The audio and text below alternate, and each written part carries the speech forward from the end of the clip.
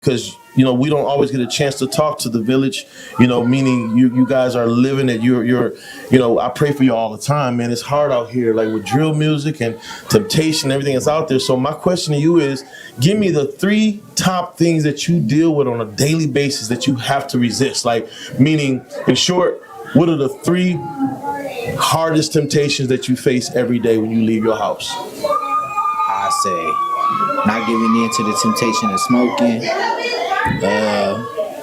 temptation of sex, and just overall keeping myself together for my mama's sake, so I'm not getting yelled at all the time. Yeah. Keeping her happy. So you ultimately don't want to fall into the smoking weed thing, the drinking, and then anything that falls in that category, or doing anything else that you don't want to do, fighting, losing your cool, cussing your teacher out, any of that, So let me ask you a question. Do you want to do it because you don't want to make your mom upset, or is there something in you that just don't want to do it because it's not the right thing to do? Like, you know what I'm saying? Like the temptation thing, what makes it so hard is because part of you want to do it. Like, that's what makes temptation suck so bad, because part of you like, ooh, that looks fun. You know what I'm saying? It's tempting because it's like, why not? I'm sure it's all around you all the time, right? So my last question off what you said is, do you want to do right because you want to do right, or you want to do right because you don't feel like hearing their mouth? I feel like it's a little bit of both. When you're younger, it's like, I just want her to stop talking to me. All right. But honestly, as I get older, I realize I don't really want her always not trusting me and all that. So I really do kind of want to get it together so she'll really have a trust and bond with me for real. That's what's up, man. All right, what about you, JR? Same question, same top 3. That was you heard from your boy Amir, 15-year-old. Thank you so much, Amir. Stay with us because we're gonna close it out right. But JR, in your own words, what's the 3 things the temptation that you face when you leave the house? I'm gonna get more into the school part because I'm in high school. I'm 15. Sure. It's the smoking, the sex, and the fighting. So I'm gonna get more into detail with that. The smoking, everybody do it. I feel like it's 80% of school that smoke. You go in the bathroom, you see people. Wait, pause. You telling me that kids are smoking in school? Yes, in school, in the bathroom. Hold on. Crowd. I'm talking about crowd. Wait a minute. So is there security or No security. Sometimes security walks in, but not for real. It's not even security. It's just hall monitors. Hall monitors, and then hall monitors. They will come to the door. And they just say get out. They will never come in there or nothing. It's like they kind of allow it, but they kind of they know it happens, and it's happening so much. It's like how can they stop it? And and then they be jiggling their keys to make to let you know that we about to come in there to give you a chance to hide it. What? Yeah.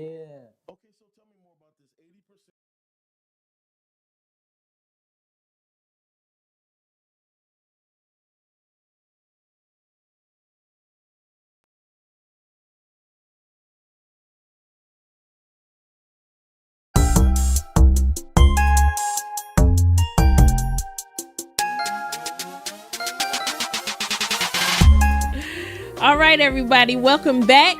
I'm AJ, and this is Sean Wins, and we are on our 2nd episode of Live, Love, Laugh, the podcast. Thank you, everybody, for joining us, and we just want to send a great big shout out to everybody who supported us and just really showed us some love on that first episode. It was really a long time coming, and when we arrived, we was just so happy to be there, and I hope you guys really enjoyed the show. So, Sean Wins, how are you? How is your day going? My day is going well, very well, especially now that we're doing the show. This is the highlight of the day. I'm happy to be here, and we get to opine and talk and laugh and all that good stuff. How was your day, AJ? It was cool. I mean, it's a lot of things going on right now in the news, in the media. We had a couple of RIPs. Angie Stone, she lost her life. And that was, it was kind of crazy to me because I really feel Angie Stone vibe for real. Yeah, I was into Angie Stone more in the early 2000s. Hadn't really paid much attention to her lately, but certainly condolences to her family. Rest in peace, Angie Stone. We also lost a couple of other celebrities. 2025 it's been hell on some of our celebrities, present and some from the past. Gene Hackman. Rest in peace to Chris Jasper from the Isley Brothers. Wow. Who else did we lose? Roberta Flack.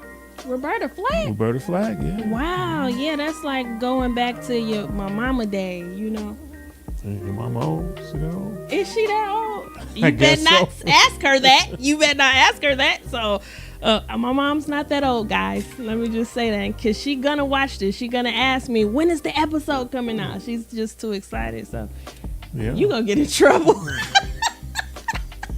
You gonna get in trouble. It's too late now. I can't take it back. I'm a Mom, big you're boy. not old. I can handle it. But yeah, Gene Hackman. I read that they find his death suspicious. I thought it could have been like carbon monoxide poisoning or something, because they said even the dog died, like the wife, Gene, and the dog. They ruled that out. They did a preliminary autopsy and they didn't find any carbon monoxide in the system. So they say it's kind of suspicious. We're gonna see what happens, but condolences to his family. Yeah. Rest in peace to Gene Hackman. I like Gene Hackman. I did too. What's your favorite Gene Hackman movie? Oh, The Quick and the Dead, hands down. The Quick and the Dead? Yeah, with Gene Hackman and Sharon Stone, when she was That was a like good movie. after him because he killed her parents or Yeah. something like that. Yeah. That was my favorite Western movie. Quick and the Dead, Yes, huh? I think I've seen it probably about 5 times. It came out way back in the day, so I was a lot younger when I saw it too. So we should go back and watch it. Okay, we'll check that out. I liked him in Unforgiven. That was a good movie. Yeah. Mississippi Burning. Oh yeah, he was He in it. played a good role in that movie. Is he always mean? Like, he always play those real serious characters. He's real pretty intense. Yeah. I liked him in Enemy of the State. Remember Oh, yeah, that that with Will was good. Smith? But my favorite one was Crimson Tide. Oh, that was when he was the submarine. He was the submarine captain, and Yeah. with Denzel Washington, and they Right. butted heads. Right, and he was wrong on it. He was wrong. Yeah, so- Denzel Washington was right. Yeah. Yeah, So rest in peace to Gene Hackman. Yeah, he was a great actor. Like, great, a legend. So what else is going on? Did you see? And I had to breathe like that because, oh my God, did you see Trump and his vice president talking to President man. Zelensky? Yeah, Is that they- his name, Zelensky? Zelensky, the president of Ukraine. Yes. Oh, they talked to him crazy. I never They seen did. nothing like that. I feel like we must have missed a few things. Like when it first came on, we must have missed a few things because they were saying how disrespectful he was being. And I didn't notice like what he said that was disrespectful or anything. He, from what I could tell, he didn't say anything disrespectful. He was just kind of challenging some of the things they were talking about, but they talked to him real greasy. I never seen nothing like that from a, Ever. head of state. He's Ever. a president of a whole country. Right. And they talked to him crazy. And they were like, you being disrespectful and you need to thank the president and like basically like you want me to get down on my knees or something. Yeah. I was a little confused because I didn't see how they let him talk at all. To be disrespectful, you have to be able to speak. And it was like he couldn't even speak. So I was confused about the disrespect thing. And I heard that they just kind of sent him home, like he got sent away. I'm not sure if he left because there are different stories, like some saying he left and but then there was a post where he was saying thank you to POTUS and thank you to the American people. Well, after they talked to him bad, Yeah, but I mean, I don't he know. had if no I choice would've but to said say thank you. That was crazy. So, we're going to follow that and see where that leads. Yeah.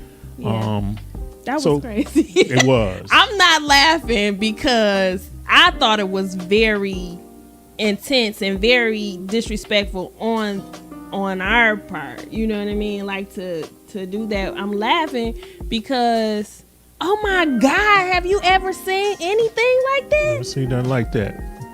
Like I said, we gonna we're gonna see what it do. We got a lot of challenges, guys, in America today, and I guess we just gotta be strong, and no matter who our commander in chief is, one of the things that we have to do as people is just stick together. We have to stick together and make life easier for us as a whole. Yeah, well, we're gonna be all right. Yeah. So tonight's show got a good one. Yeah. We have a good one. Got a great show, a great guest. Dr. Dershawn Monique Brown is coming on today, and she is Friends of the Children. She is the executive director of Friends of the Children. But before we bring out tonight's guest, Neff, he's in the city, the streets tonight, asking Detroiters the question, what does the village still exist? Does the village still exist? That is our theme for tonight. So we got Nev out there. Nev, what's going on out in the community? All right, thanks a lot, Sean and AJ. Listen, I'm at a fight party right now. Normally, I would be in the streets of Detroit talking to Detroiters, but I got Detroiters right here at the fight party. So the question. Right now, we're running for the rest of this month. Does the village still exist? So that's the only question I got for you, ladies. Start with you. Does the village still exist? Do you think it still exists? Absolutely. I'll always be around my black people. Yeah. Yeah. So did you have a village when you were younger, like when 15, 16, coming up in high school? So tell me about your village real quick. Like, what was your village like? Was it a church village? Was it a village that they just knew my mama and I better act right? Or A little bit of everything. I had the church, I had the block, I had the school people, I had a little bit of everything. I feel like we all just come together when needed. that's what's up. So do you still feel like the village I exists? feel like the village definitely exists. My son is 8 months and my village is strong for him. Good. They make sure he knows that he has a team behind him, that he is strong behind them, and that they are there with no matter what behind him. Yeah. And I think a lot of the young youth here in Detroit needed that. I think they still need that. And I think it's very important to have. I think a lot of our elders feel as though that they don't want them or they're not listening, but we have to reach them in the way that they can interpret. Got you. Well said. Well Thank said. you. So do you think that, what do you think can happen for your son who's very small, just starting Yes. out in the world? How do you think that we can keep that village around him though? I feel like he needs to feel love. A lot of the kids go to games or street because they don't feel the love. So if he always knows he got grandma's house, TT house to go to, I feel like he won't have a need to go to the streets or get that love that he's looking for somewhere that else. validation. Absolutely. So what are you gonna do so is this your first child? Yes, this is my first. So I'm not trying to scare you. No, I got like absolutely. 6 kids. So I'm grown, right? Too grown. But hey, don't tell nobody. I'm 50, but I am grown. I'm super grown. Yeah, I'm old. So I'm gonna be your daddy for okay. sure. So again, like with just starting out as a mom, what do you think? What are some of the things on top of the dome like that you feel you'll have to do to keep that village around your Yes, baby? absolutely. I'm going to make sure I love on my black son. I'm going to show him I'm not going to hide him from the world. I'm going to show him this is the consequences of your actions. I'm going to show him this is how people interpret you, black son. I'm going to show him that, hey, you don't need these friends if they're not good for you, if they're not doing well. You want to make sure that you show your kids love, that you give your kids direction. Yeah. My mother didn't shield me. She instead showed me what would happen if you Ooh, do I like such and that. such. My mom didn't shield me. She showed me. She showed me. That's a t-shirt. If I had a hard question, she answered it. So therefore, I Kept it think a buck I'm going with you. to, yes, Yeah. absolutely. I'm going to make sure I do my all. Every parent is not perfect, but I'm going to make sure I show that black young man that he's going to be great because his mom said so. Dope. Wow. Any last words from anybody else? Or because I mean, she really, she just highlighted the whole situation. Thank you. Well, what's your name? Monet. Monet, and you are? I'm Key. And you are? Alexis. Alexis, Key, and Monet. We want to thank them. Thank you so much for being a you. part of our Thanks interview for having with us. Live, Love, Laugh, the podcast. Y'all heard it first here, man. You heard it from a mom, new mom. Let's keep our Yes. prayers encamped around about her because Yes, she's amen. raising a young black king. Yes. So I was fortunate enough to grab some parents, a couple. Y'all married, right? Yeah. What's your name? Kiera. And your name? D'Angelo. D'Angelo and Kiera. They took the time out to give me 2 minutes before they got to pick their kids up. I have one question for y'all. Does the village still exist? You go ahead and start it off for me. Not at all. Not at all. So why do you think the village don't exist anymore? I mean, we discussed it previously. I mean, you can see kids on the block or wherever you call yourself living and correcting that kid that you see doing wrong. You don't know if you got to deal with another set of parents that don't discipline the way you discipline, think the way you think, or raise their kids the way that you would raise your kids. You know what I'm saying? So do you feel like if you were to say something, it may cause more problems because for sure. they don't identify with the village anymore? Yes, that's correct. What's your thoughts on it, Kier? I don't think the community exists partially because I think the culture of the way the kids are being raised is completely different than us. So you don't see kids outside playing like that anymore. So you don't even know how to identify a child that you belong here, you know, that kind of thing. And I think everybody's kind of just worried about themselves, consumed with themselves, and you know, it is not so much of a community as much as it used to be.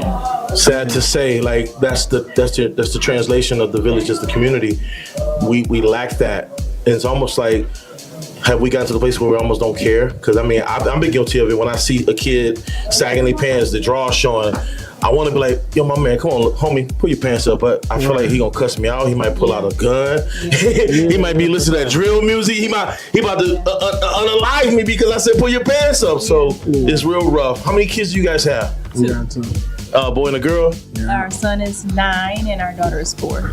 Nice. So let's be prepared for their village. You know, I think that we gotta reactivate it. That's what I really feel in my heart. Oh, our village gonna be all right. You know what I'm saying? Yeah, you feel me? So y'all got a village, and so I just think that we share our village and the concepts and the dynamics of the village, and try to kind of introduce it or reinduce it back into this generation.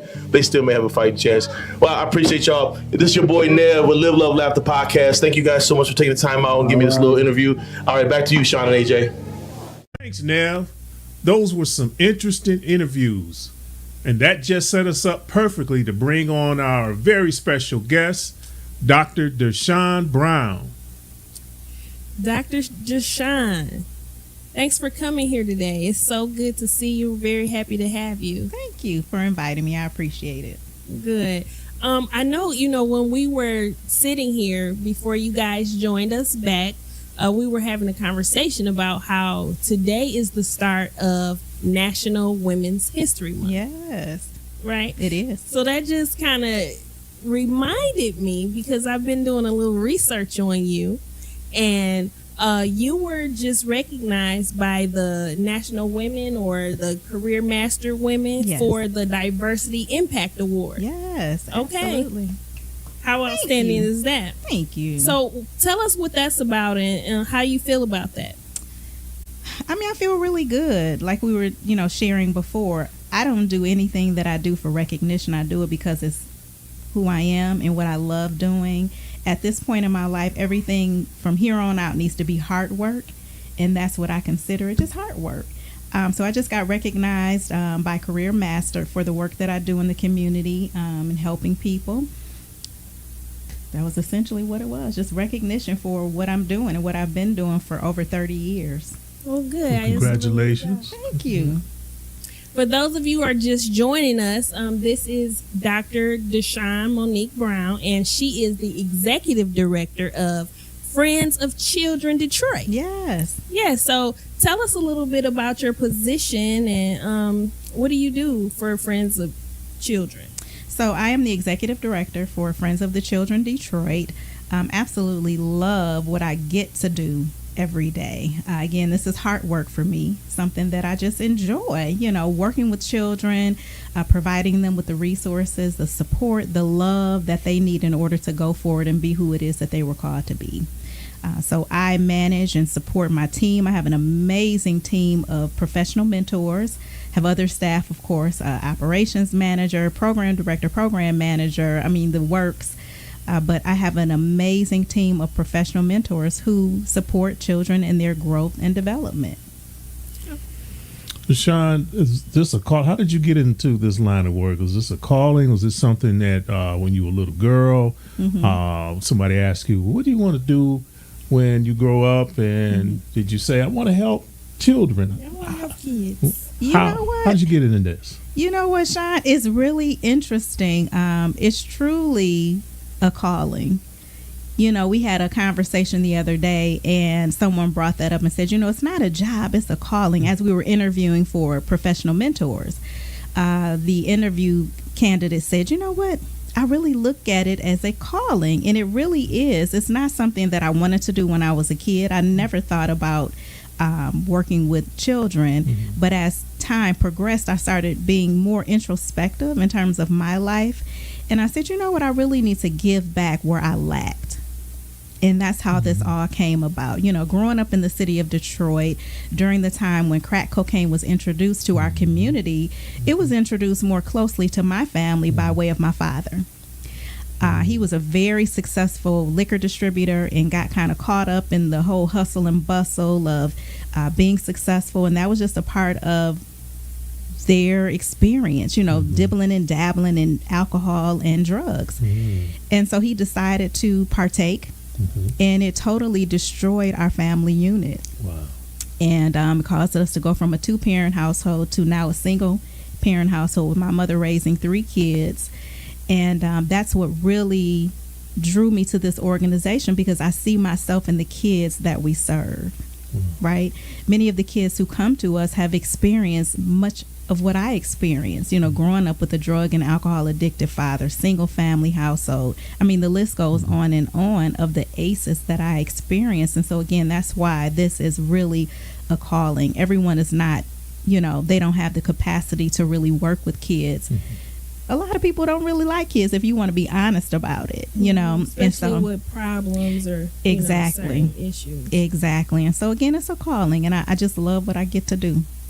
So that being said, what is the method that you guys have in finding children with the systemic issues, with those particular poverty type problems? So the children that we serve every day, they're referred to us either by the school district, by social services, by Department of Health and Human Services. Any youth serving organization can refer a child to us if we have a partnership with them. And they refer them because that child has had at least 2 adverse childhood experiences, which are ACEs, many of the things that I named. My father was drugs and alcohol. So the kids have had at least 2 of those experiences, but many of our kids have had 4 by the age of 4. Wow. So just imagine how much trauma they've experienced. We've had kids who have parents that are incarcerated. We have kids who have witnessed their parents be unalived right in front of them. You talk about trauma. Right. And so, of course, many of our kiddos, especially if it's a young man, him acting out in school, he's already, put into this box where he has horrible behavior. Just the list goes on in terms of what they're thinking is wrong with him, never stopping to say, what happened in his life that has him in such an uproar? Well, he saw his father beat his mother. I mean, wouldn't you equate that to trauma and him trying to reenact what he saw? Because a lot of things are not taught, a lot of things are caught. And so our kids catch a lot of stuff in their households, and a lot of times it's stuff that they shouldn't be seeing. And so that's what typically happens. So the boys are just cutting a fool, and then they're saying that you need to be on Ritalin, you need to be on some other type of medication, never really digging deep enough to say, what really happened to that child? And when we have those conversations, when the schools really sit down and get to the bottom of it, they realize that the mom is a single parent household. The mom is not working. She may be struggling, doesn't know how to read. So she's trying to help her son or daughter learn how to read, but she doesn't know how to read. So there you go. They're being stigmatized as, you're a problem child. And it has nothing to do with that. They just can't read because mom can't help them read. So that's how the children are referred to us. And we work with them, pair them with that paid professional mentor. And we call them a professional mentor. I just got this question today. Why do you call them professional mentors? Because they are degreed. They have a 4-year degree. Many of them come from education. They're former social workers, teachers. And we pair that paid professional mentor with a child beginning in kindergarten, 4 to 6 years old. And they walk alongside that child for 12 plus years, no matter what. These are not volunteers. They are salaried individuals starting at $52,000 a year to do. This is what they do every day. And as opposed to them having teachers have 25, 30 kids, the friends have 8 children that they spend 4 hours a week with every week, 2 hours sitting right next to them in their classrooms and 2 hours in the community, exposing them to things that would further ignite the spark in that child. So it's really, again, a calling. The kids that are referred, is this a response to, are they referred because they act out, or is there, can it be preventative? Like, teacher or an adult, somebody in the school, before the child acts out, do they refer those type of children? Absolutely. Children as well? It's both situations, right? Okay. So once a child is enrolled in the school, of course they do a full assessment of that family to see what's your story. And if the counselor has noticed that they've had at least 2 adverse childhood experiences, they refer them to us. Because data shows if that child is a part of our program, that they will graduate high school, that they will not have children by high school, that they will be gainfully employed, and that they will not be a part of the juvenile justice system. But because these children come from certain zip codes, that is what data shows, that they're not going to graduate high school. They're going to be locked up in high school. They're going to have babies in high school, and they're not going to be gainfully employed. So again, if that counselor, even the principal, may notice, I noticed something with Tia. I talked to her mother, and her mother said A, B, C, and D. I think that she would benefit from Friends of the Children Detroit. And then they're referred to us, and they're stuck with us for 12 years. We're not going anywhere. And we love on them, pour into those children, because we realize where they came from in those situations that they didn't ask to be put in. It just happened, right? So we're trying to mitigate them being a part of all those, points that I just mentioned to you with prison, having children by high school, not graduating high school.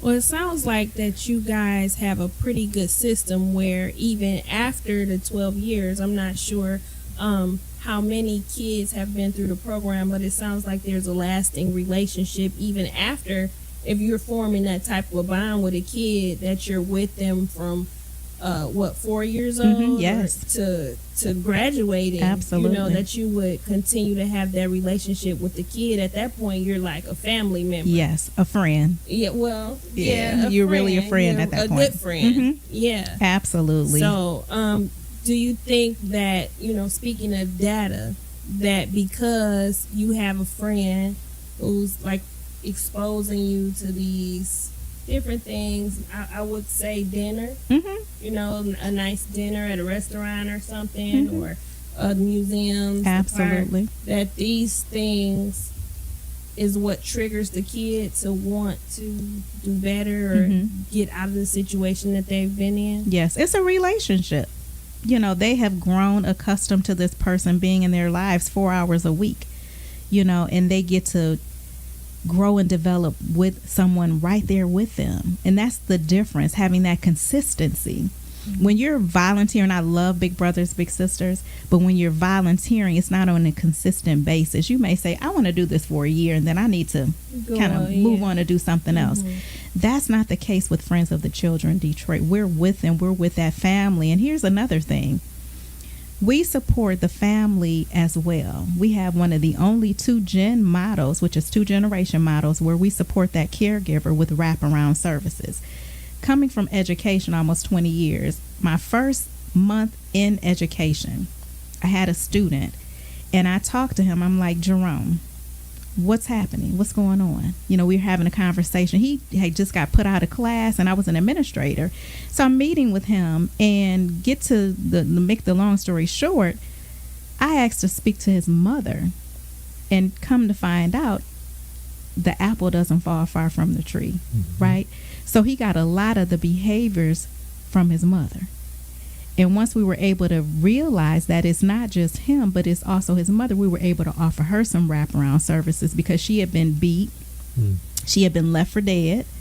And so you get the idea of why he was acting out, because he witnessed all this. So how do we support the caregiver who's got just as much trauma as that child does? Because if you don't deal with the caregivers, the cycle will continue to repeat itself, and you're not going to get to the bottom of it because you're not dealing with the source, with that caregiver, right?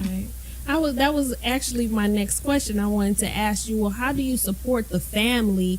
I believe that I read something on your website where there was a father on the website who pretty needed employment or something like that. So you guys go in and help families find jobs, Yes. help parents find jobs to take care of the kids. And it's not just the parents. We have several grandparents who are raising their grandkids. One situation I'm thinking about that really is just near and dear to my heart. The father killed the mother and is serving life. And then we have another family where the mother killed the father and she's serving life. So Wow. again, you have grandparents who are taking up the mantle. I'm going to raise my grandchild. So they need support, right? It may be employment, it could be housing, it could be transportation, but we provide food, clothing, whatever they need so that that family can thrive and not just survive. So you guys are providing a lot. Yes. The mentors are salary. You helping kids, their family members. This takes money. Yes, it does. So if you don't mind me asking, how are you guys funded? Is it private? Is it public? Is it a mixture of both? It is. Okay. So we get a combination of federal dollars, state dollars, city. We have a lot of individual donors. We have foundations, but of course we need more. You know, at this point, we're at 64 children, soon to be bringing on 80. Our goal in our 5-year strategic plan is 96.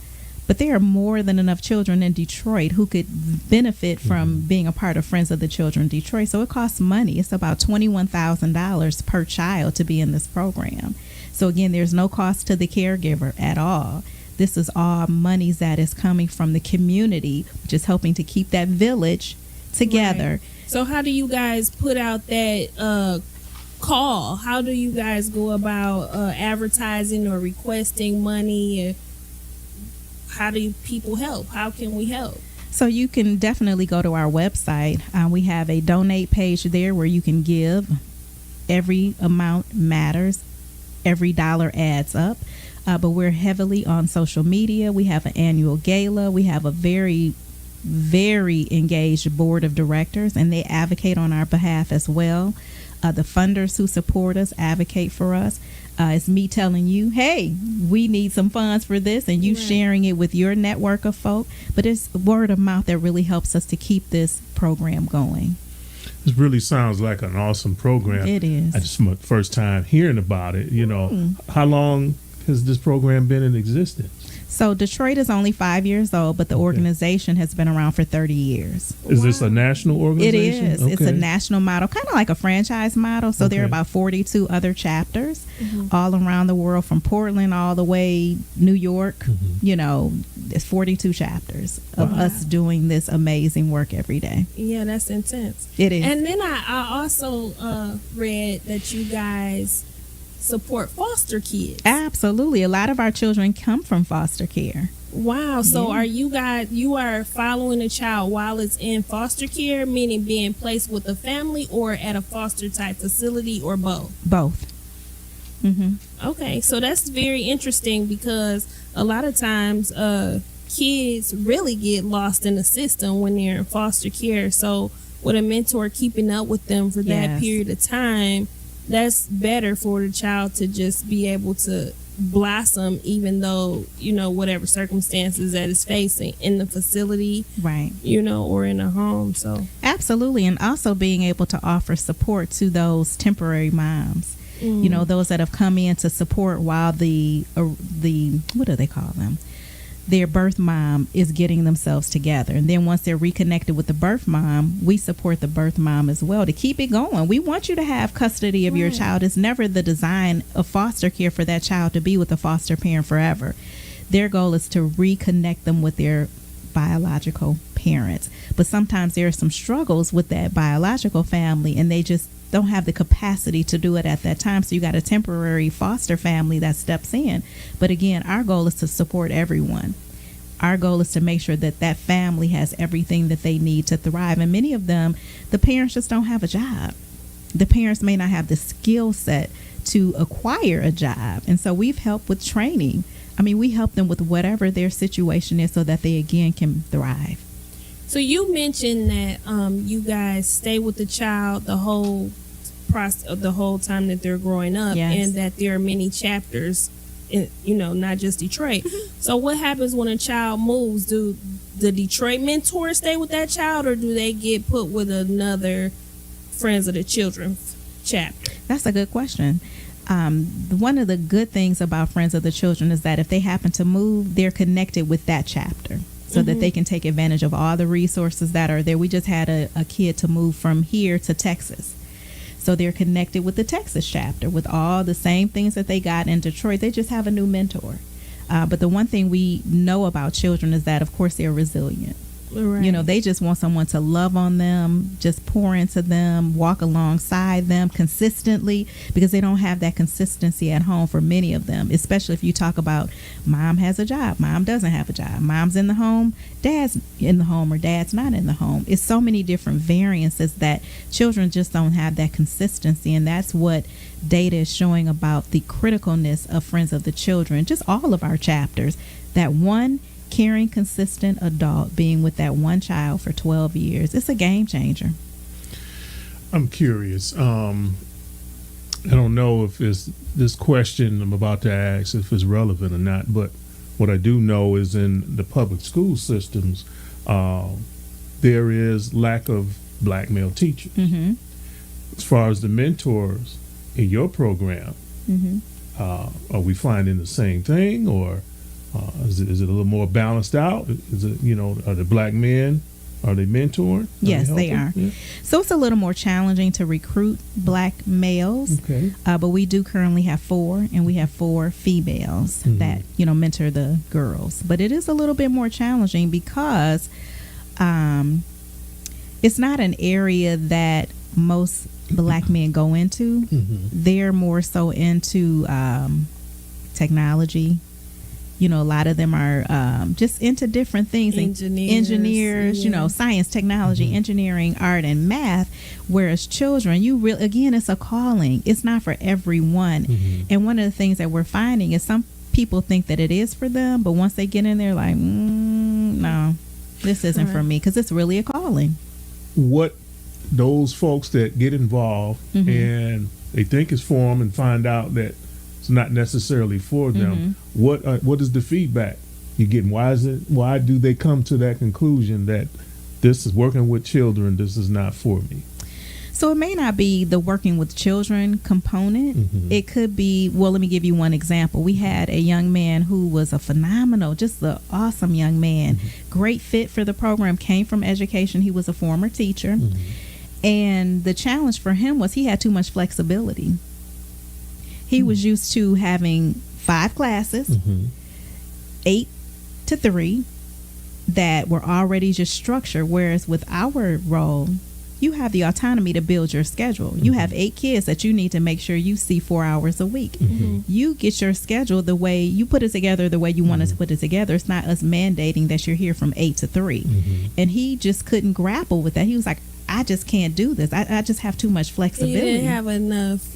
He wasn't organized. He couldn't figure it out. He was like, I need help figuring structure. it out. And he was honest, and I appreciated that. He said, I'm going to be honest with you, Dershawn. He said, I just don't have the structure that's necessary to do my lesson plans, to plan my schedule. When I'm in DPSCD, I know at 8 o'clock I got class 1, 9 o'clock I have class 2. I don't have to plan any of that stuff. All I have to do is show up and execute a lesson. It's a lot of people like that. It is. And that's what you find. A lot of folk just can't grapple with it. It's just too much freedom for them. Right. Do you think, in your opinion, do you think that most of the problems are with girls or boys? What is the demographic that's struggling the most? I think they're both struggling with different areas. I don't think it's one over the other. I think that there are different challenges for each of them. Girls are struggling with identity, right? Girls don't know who they are because they're so into what does the internet say? What does TikTok say I'm supposed to be? That's not who you're supposed to be, but they're so easily influenced because kids are like sponges. They suck up every little thing that they hear, they see, they want to do it. But is that reality? It's not. You know, just like when they're looking at these reality shows, it's really not reality. They're acting. Right. But they're taking as, oh, well, she said do this, she said do that, and they just catch on to it. And what they have. And what they have, what they look like, how slim they are, how their hair is styled, if they wear makeup. I mean, they just really take on what they see from social media as real, and it's really not. It's not life, you know, so it's different issues for each sex. Won't follow up on that. Without, you know, you giving up any proprietary secrets or trade secrets or what have you, how do you guys penetrate the TikTok, Instagram, you know, Facebook? I guess the young kids really not They're into not on Facebook, but the TikTok and that's where young the old people. whatever they're into, Right. how do you guys get past that barrier? Because that barrier is tall, Yes. it's wide, and it's really thick. It is. That's a good question. Constant communication. Constantly. Their mentors are having that conversation with them constantly and really being intentional around letting young people know who they really are. And really just being honest with them. Again, reality is not reality TV. It's a setup. And what we're finding is they're showing them different instances of folk who are following what they see and how they're losing their lives. We've heard about more suicides because I don't look like her. That it's just unreal. So again, the constant conversations, the constant talking to them and helping to build up their confidence and their self-esteem. Because when you're constantly looking at that and you're, you know, weighing yourself against that, you're like, I'm just not measuring up. But who are you really created to be? You know? Is that one of the things, is suicide an issue in Friends of the Absolute- Children? no. Like you guys deal with stuff like that? No, we have not had any instances like that. And I think that we can credit it to that one-on-one relationship of us really being connected and really listening to the listening. You know, I really stress to our professional mentors, really listen to the listening, because kids don't really know how to articulate what they're feeling. And so you really got to do some deep diving to really see what are they really trying to tell me. And also having conversations with their parents so that you can see what is it, what's really happening, you know, because you got to dig deep, because they don't really know how to, again, express themselves, right? They may say, you say, well, how's your day today? It was fine. You can't ask closed in questions. You have to ask open-ended questions so that they can express themselves, right? But it's that constant relationship, really leaning in on a daily basis with your kids and allowing them to just be real. Like one of our mentors has it where the kids have a greeting when they meet him. He has a playlist when they get in the car. They have certain activities that they do. He allows them to call him a nickname that's respectful, but those are relationship builders, right? And so when kids feel confident, they feel like you are there for me. That's how you build a relationship, because kids are already coming to you because they've been disappointed, because there hasn't been consistency. They come to you with a wall up, but it's your role to break that wall down so that they can trust you, because they don't trust people very easily. And kids are very honest. When I was in education, they will point it out. Miss Johnson don't like kids. And like, they'll let you know, like, why are you asking her? She don't even like us. She don't even like us. She sits at her desk all day, doesn't get up and, you know, engage us. Kids are very honest, and so they can read you like a book. So you better come correct. Right. And so our mentors, one of the benefits of them having lived experiences, they can relate. It's nothing worse than having someone in front of kids who cannot relate. They're like, I don't know what she's talking about, and she don't know what I'm talking about. You never want that to be the situation, because again, kids come to you already broken, and so they need someone to really love on them, right? And so you got to get to the bottom line. And there was, speaking of bottom lines, so there was something I really wanted to get into with you, the generational poverty. So how do we begin to break that cycle of generational poverty? You break the cycle by having that one caring, consistent adult who's walking alongside that child for 12 years, no matter what. Just because you were born in a zip code that has counted you out, for example, Brightmoor, many kids come from that zip code. They come from River Rouge, which is looked down on because of the dynamics of their cities, right? Because you live in that zip code, society has already said that you're not going to make it. Period. You got a single family household. That person is not working. They're on aid. You don't have an automobile. I mean, the list goes on and on. So because that is your environment, society is saying that you are not going to make it. So how do we flip that around? We get you connected with a mentor who's with you for 12 plus years, no matter what. That's how you break generational trauma. And again, you're not just working with that child, you're supporting that caregiver with wraparound services, because it could be, I don't have enough money to put food on the table. Right. My kid hasn't eaten in a couple of days. How do you expect them to learn, be thinking about English when their stomach growling? When their stomach is growling. So you got to support that family with those wraparound services. That's how you break generational poverty. Is it anybody that helps with like financial planning or anything for the family? Yes. So we have a different series, different topics that we work with the caregivers on, and one is financial literacy. One of the things we're finding is that families just don't know how to budget. But let me say this: if I only have $20, what am I budgeting? Nothing to budget. I'm like, I have that problem sometimes myself. Right. So how are they budgeting $20? Right. That's not even enough for dinner. Right. So when you talk about that, it's really repulsive to them, because they're like, I'm living minute to minute. I'm not living paycheck to paycheck. I'm living minute to minute. How am I going to feed my kids tonight? Right. So again, financial literacy, you have to position it in a way that it's a conversation that they want to have, that's not financial literacy. You know, you talk about things that they want to talk about, and you kind of slide it in there a little bit, because that's not their focus. I have $100 every week. What am I budgeting?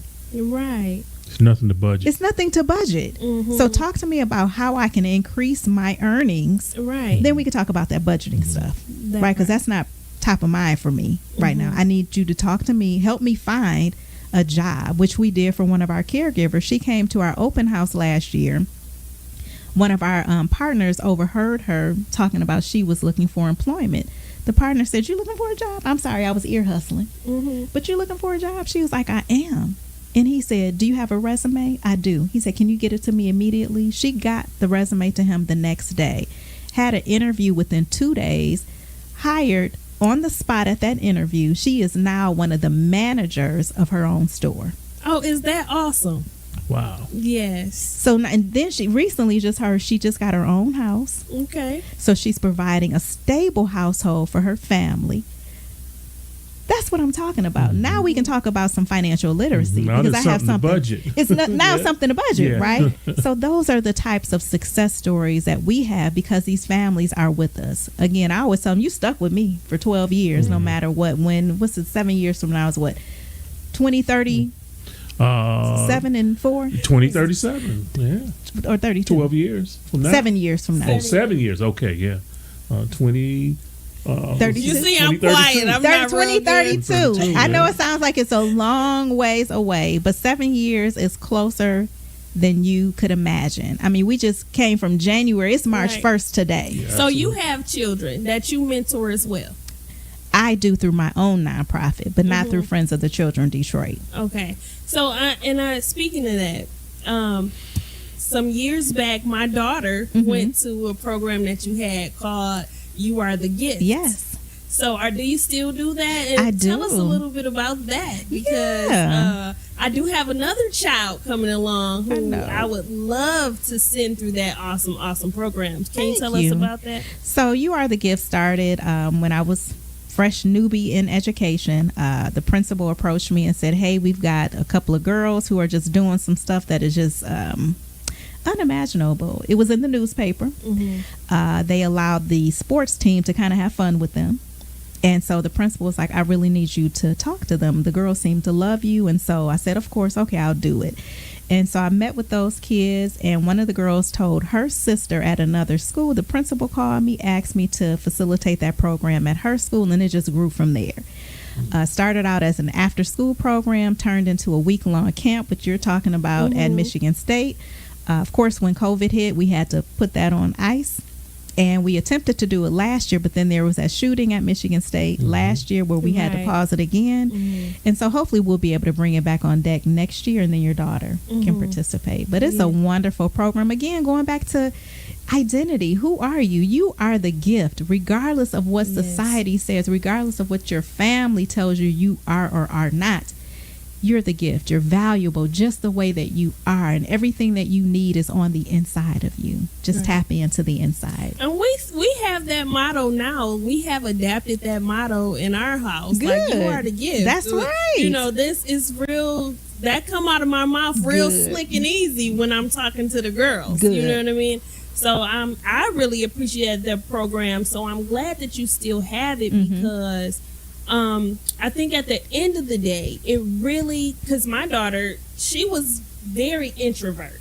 Okay, very, very introverted. And she went to this camp, and next thing you know, I got videos where she's the live wire. Yes. I'm like, what? She received an award Right. for live wire. Yes. So it really opened her up, and then she got to talk to other girls, you know, around her age, and just really find out the method to making friends. And you know, she's still, after the program, you know, was a little introverted, but 11th grade came. She's a senior this year.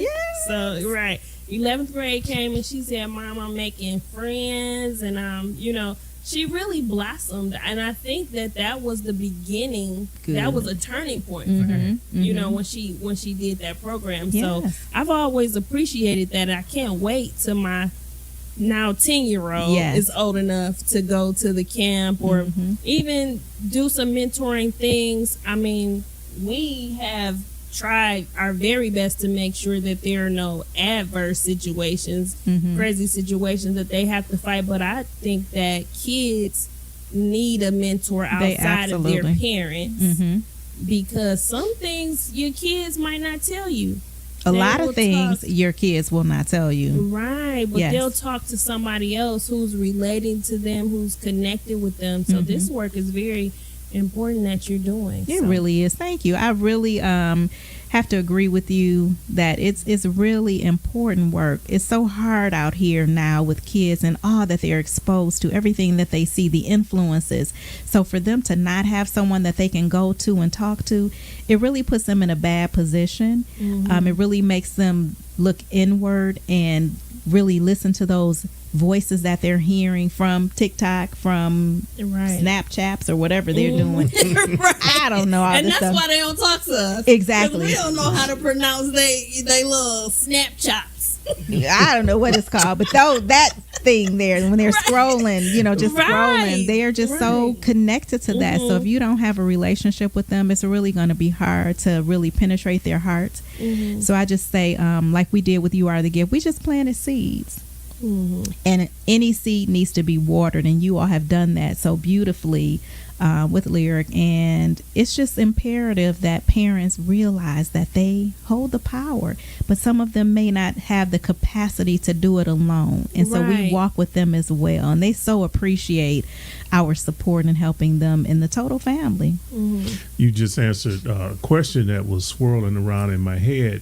You know, human nature is, when you're used to doing something or you got a habit, somebody comes along, show you something different. We have a tendency to kind of push back, you know. So with the children that you guys are mentoring, are you getting any pushback from the parents, or are they fully cooperating? What's the fully story cooperative? We have gotten no pushback. The parents are actually more embracive than we thought. You know, we're thinking that they would think, you're trying to come in and take my place, you're trying to be the mother, and we are very clear up front, unequivocally not. We're here to support you. We're here to be an extension of you. Whatever you say goes, we say what you say. To be you know, a friend. to be a friend. So we're not trying to take your place. We're just trying to be an support to you. So the parents are more than gracious. They don't have to pay a dime for this program. We provide them with gift cards gas, for Thanksgiving meals. We love on them just like we love on the kids. So I just couldn't imagine a parent saying, I don't want to be a part of that. They're like, what else you got? How else can we help you? So they're very engaged. And the kids, of course, they come to you kind of, a little standoffish. But we've given our professional mentors the tools to be able to break through that. And one of those tools is being authentic with kids, because they can, again, tell when you're not being authentic with them. And they'll let us know. I've only had one kid to say, you know what, they're kind of going through some stuff right now and blah, blah, blah. And come to find out their parent had passed and they didn't share that, but they were just kind of into themselves, kind of went inward, and the kid didn't understand what was going on. And so once they were finally made aware, oh, that's what happened, then the kid could love on them more. And it was just like so beautiful how it happened. They were like, oh my God, I'm thinking I'm mentoring them and loving on them, and they just came and loved on me. So it's a two-way street. We think that kids are always learning something from us, but I always go into every experience with the mindset, I want to walk away from here learning something from them too. I know that I'm older, I'm grown, but kids can teach you stuff too. And I'll give you a scenario. I was at work one day and I was hungry. I was hungry as a hostage. Right? That's hungry. I was hungry. And so my one of my faves was there, Geneva. And I said, you know what, Geneva, I'm starving. I'm getting ready to go get me a burger and some fries. And she was like, Mr. Sean, you shouldn't do that. She was like, you need to make healthier eating choices. How did that make you feel? I was like, did she really just check me? Right. And she did, but that's one of their core assets, healthy eating choices. And so that got me straight real quick. And so I told Geneva when I saw her the next time, I said, Geneva, I just want you to know that what you said to me the other day, it really resonated with me. And I went and got a salad, and I want to thank you for encouraging me to eat, make better eating choices. And she was like, I'm so glad that I could help you. Right, because I was going to ask you, what did you end up eating? I had a salad. I didn't get the burger. I got it because she was right. I knew I was hungry, and I was just tasting that burger. But I know that that's what we teach them, to make healthy eating choices. And then you found out that they're learning. Exactly. And they're listening. Exactly. And that I could learn something from her. Right? Not that I'm too grown. Like, I'm not listening to her. She's 8 years old. I was like, wow, she just made great sense. Right. And that's one of the things, because I had talked about at a time I did want to be a foster parent.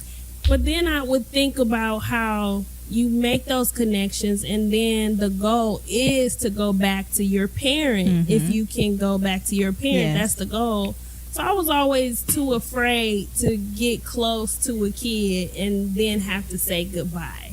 And I guess that this would be a good program to be involved in if you were a person like that, who always wanted to take on a child, and maybe you might have the feelings that I had. I didn't want to bond with this child and then I had to let it go. But this way you get to be a friend of that child and stay in their life for, I can't imagine that you with them for 12 years and then you never talk to them again. Right. Because that's, at that point it's a bond. Exactly. It's a serious connection. Maybe this child came to you for, cried on your shoulder, or came to you for some type of guidance that they couldn't go to anybody else for. I can't imagine that you would then say goodbye and never see that kid again, or that now adult, young adult, for the rest of the time. So, I think this is wonderful. This is a wonderful program that you can just stay connected with the kid once you make that bond. It's a beautiful thing. It really is. And I know Detroit's only 5. We have not graduated our first class yet. And so all I can do is really glean on the other chapters that have had graduations. But from what I've heard, that relationship never ends. They watch those kids graduate high school, graduate college. They help them gain employment opportunities. It's like, again, it's a relationship. This is kind of like your kid, and some of them call them aunties and uncles, and they're like, you are part of my family. When they have weddings, when they have, they're invited to those types of things. Even now, we had a young lady who got baptized a couple of months ago, and they called the mentor and said, I want you to be a part of this experience. It's like, that's humongous. Right. That's like real personal. Of like if I course don't I know would. you, I'm not Yeah. inviting you to my child's baptism. Right. You know, but they said I want her to be a part of this because she's like family. That spoke volumes to me. You know, and that's how our families look at us, as an extension of their family. We're family. And it really says that you made the connection that you Right. were trying to make. It says a lot about that It does. organization, that we actually make the connections that we set out to make. So that's a really big deal. It is. When will Detroit have its first graduating class? 7 years from now, what do we say? Okay. So 2032? 2032. Okay. 2032, yeah. Look, it took me about 20 minutes to come up with a number, and then I forgot again. I'm not very good at math. I wasn't either. I was an English major. Right. But yeah, 2032, we're looking forward to it. The board is excited. My staff is excited. And it's going to come by so fast. But just to see them just grow and mature and just go off to do some amazing things when society had counted them out, that makes my heart really Right. happy. I'm like, okay, I'm really doing hard work. And that's what gets me excited every day. I tell my staff that on Sunday nights, I'm excited about Monday morning. I'm looking forward to Monday morning. Like, yes, what we going to do this week? Unlike other jobs where you're like, I gotta go in there tomorrow, like for real. Right. Oh my God. I don't feel like that. I'm excited that I get to do this work because I'm touching and changing lives. I guess they say when it's something you love, it's not work. It's not. work. It really is not work. And I've been doing this. Like when I saw the advertisement for the job, I'm thinking they pay people to do this. I've Couldn't been believe it, mentoring huh? for 20 years and ain't got a dime, but they're paying people $52,000 to mentor kids. This is So they it's get like the a call. It was like God gave that to you. Like, Yes. take this. You've been doing this for so long. Yes. Let me help you. yes. Yeah. Yeah. Yeah, And I that said the was same thing. I was like, okay, Lord, I see what you're doing. It's so funny.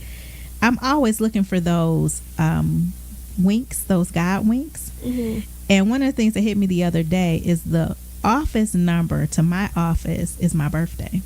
Really? Yes. Did you play that in the lottery? No, I don't play the lottery. I go to play like the slots. I got $20, and when that $20 is gone, party is over. You gotta play it. That's You it. gotta play the number. Your birthday is the number to your office. I've always thought when it's something crazy like that, like if I'm on an elevator and my floor is 7, and that's the month of my birthday or something, and I get off and I'm going to room 20. Right. You like I gotta that. play that. And the lottery 720. Right. That's my birthday. It's like those are signs. You should play it. Okay. You might win, Okay. and then you can help the friends of the children. Absolutely. Yeah, that would be awesome. That's my heart.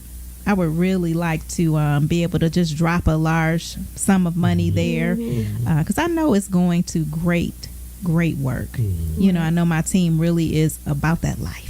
As they say, we're about this life. Right. And I love it. And so I just need more folk to have the same commitment. We're looking for professional mentors. We're actually bringing on a new cohort in May. So I'm going to be looking for a male mentor or a female mentor because they're, paired based on sex.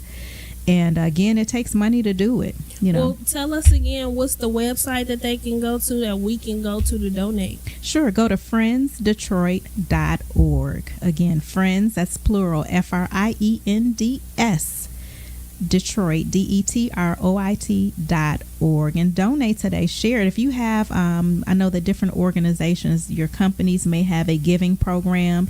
They say we'll match it. You give 500, we'll give 500. So there are all kinds of ways that you can make your giving really impactful. Dershawn, is money, cash, is that the only donations y'all accept? We accept clothes, food? We don't, don't? unfortunately, we Okay. don't, Okay. because we don't have the space for it. Gotcha. What we do is just tap into the families. If they need something, we'll connect them with those types of resources. But we're a very small operation, so we don't have like a pantry, clothes closet, things of Okay. that nature. We'll just actually connect them with that resource. So really, financial support is the biggest help that we need. Because we've got a long wait list of families waiting to get their kids in the program. Gotcha. And so again, it costs $52,000 to bring on a friend, and it's about $21,000 per child that's in the program because that's their transportation to get them, to their activities, meals, supplies. It encompasses all of that. Well, Dr. Deshaun, I want to tell you, if nobody else has told you this year, this month, today, this century, I'm so very proud of you. Thank you. I am so very, in honor of Women's History Month, I do believe that you deserve any awards and all awards that you've been nominated for and given.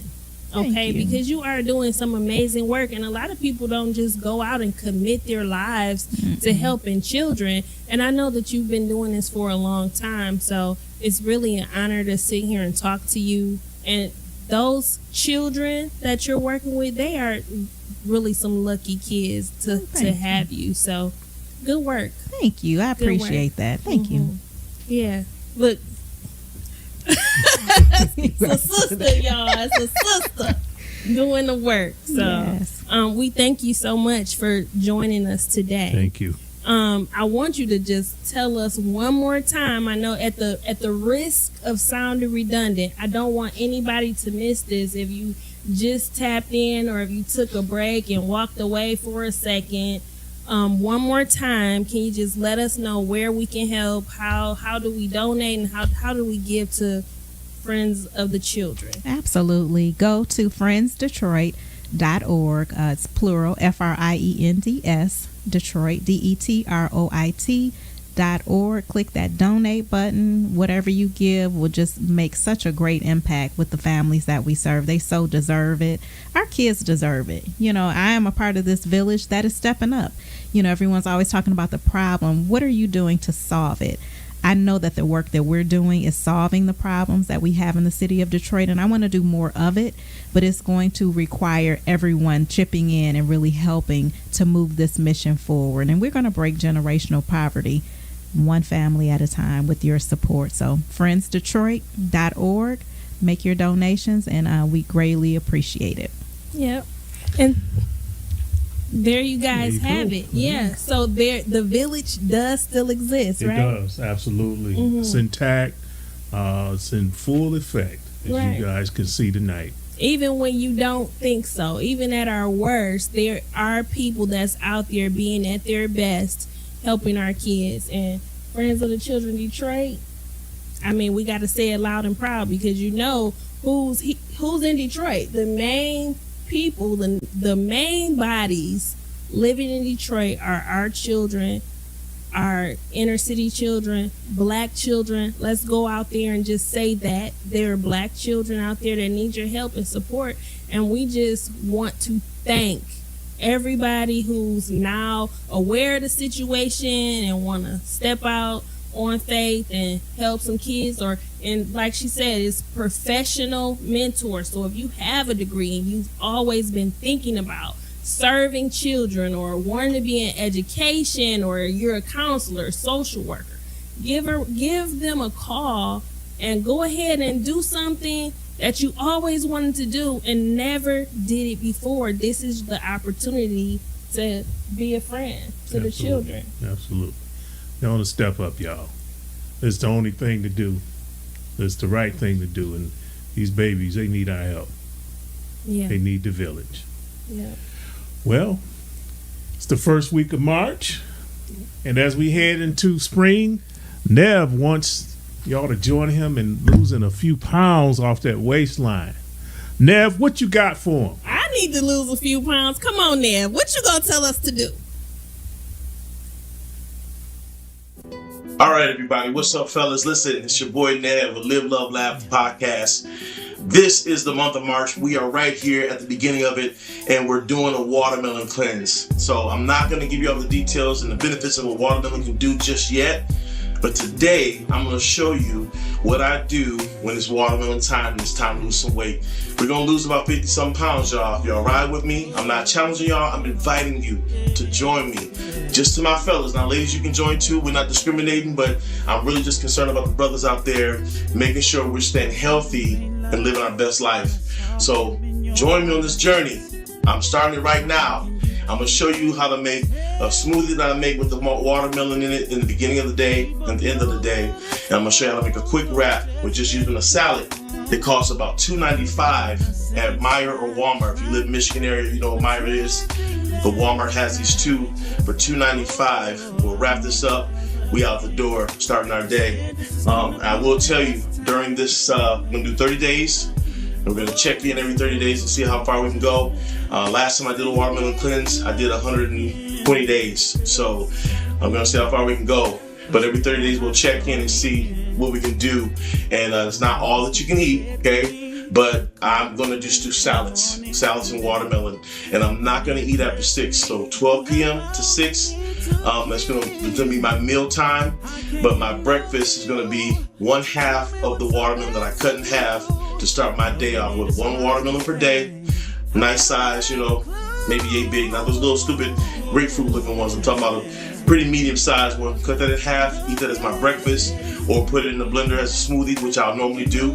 And then after the 6 o'clock hour, I'll eat the other half, probably no later than 9 o'clock p.m. if I'm lucky, based on my work schedule. But yeah, I just want to get on here and invite you to join me on another watermelon cleanse. This time we're going to document everything. We're going to talk about the benefits. We're just going to go on this journey together. So I'm glad you guys are watching because it's go time. All right, let's get to it. Watermelon, huh? Thank you, Nev. Who knew? You know what? That's the thing that, people always been saying that we have in common. We love us some watermelon. So why not? If that's all it takes. I guess so. You gonna try it?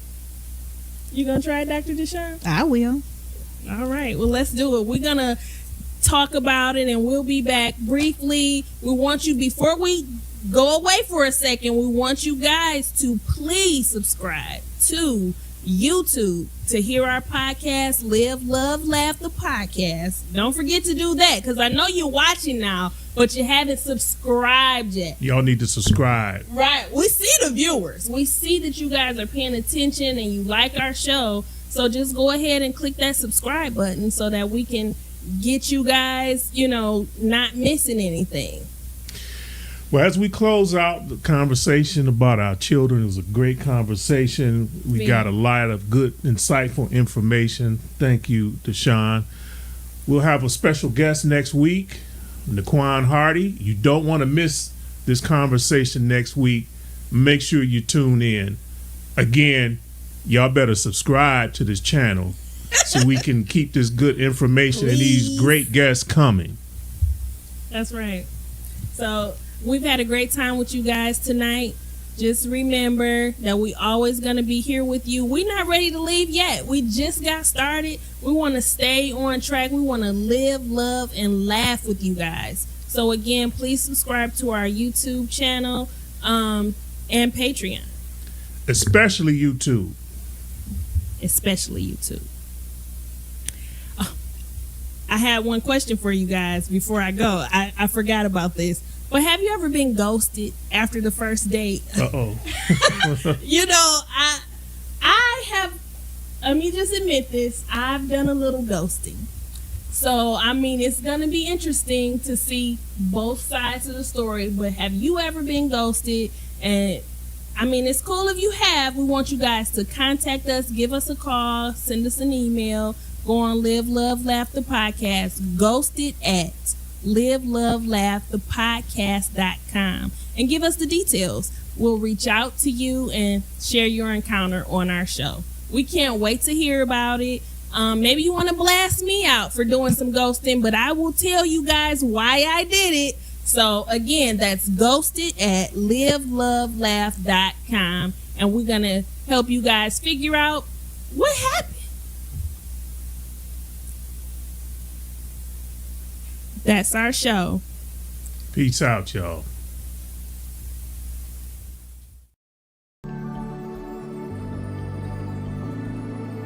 Every child has a spark. It is hopeful and bright.